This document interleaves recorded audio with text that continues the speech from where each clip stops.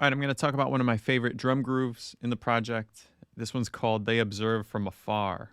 The reason for that name will reveal itself shortly, but first, let's check out the final product.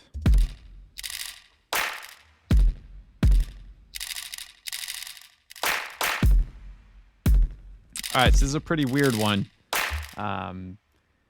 It's one of the more rare drum grooves that you can get. But I really like how this one came out. And again, so much experimenting went into this project. And I feel like looking back, there's a lot of smaller lessons that can be taken away from each piece. In this case, the lesson is how we can take non-drum sounds and use them as elements in a drum groove and get some pretty cool results. So first, I'm going to kill all of the effects.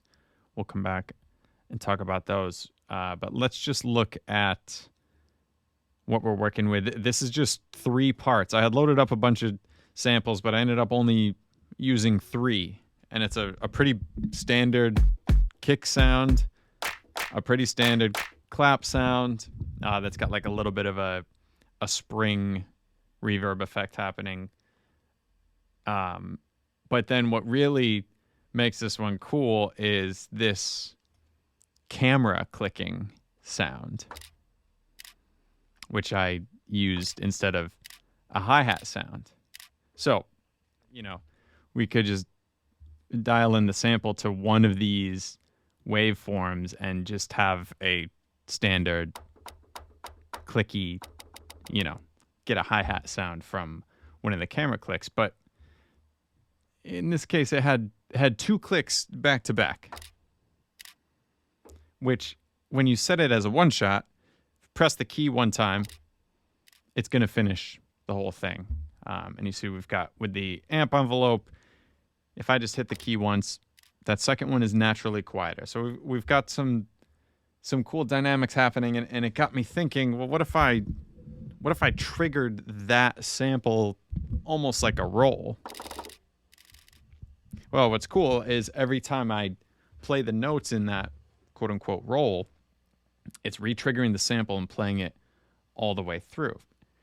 But this is not synced to the tempo of the project. So this second click is kind of echoing just at whatever the original sound is. I didn't warp the time of it at all.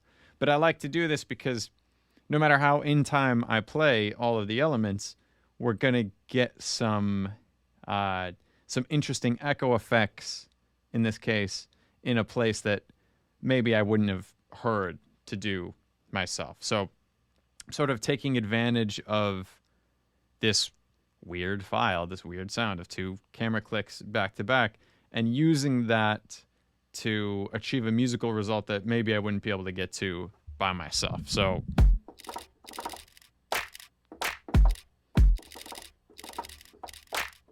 it helps if you play kind of a weird groove already too. So once I got to a pattern I like, which I ended up tracking, and it's a little, even I'm going to take out the camera click. Just listen to the kick and snare with the metronome.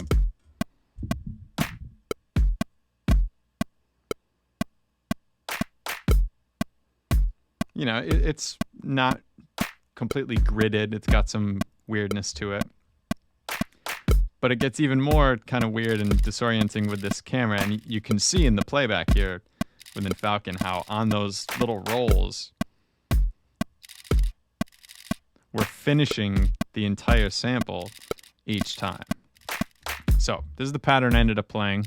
I've just got it looping right now. And then within the effects now, I've got some really cool options.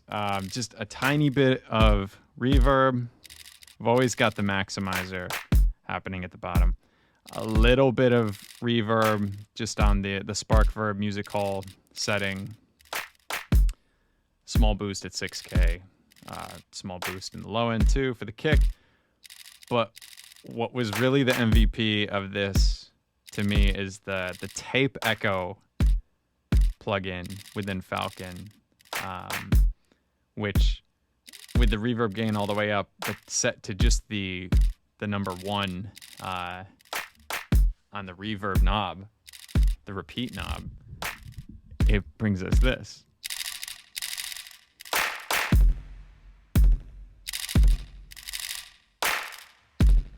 It's really bringing out that sort of spring sound in the clap. Here it is without.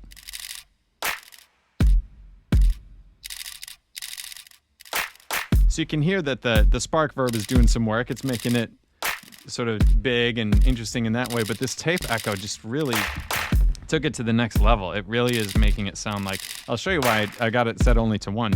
If you even just go up 1 notch, it becomes more of an actual echo, which is too much. There's already a lot happening in this loop to make it kind of disorienting and weird. So don't want too much of that.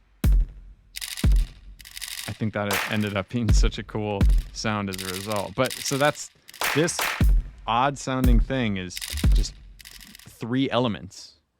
It's a standard kick sound, a pretty standard clap sound with a little bit of a spring on it, and then camera shutters looping. You know, playing it back as the...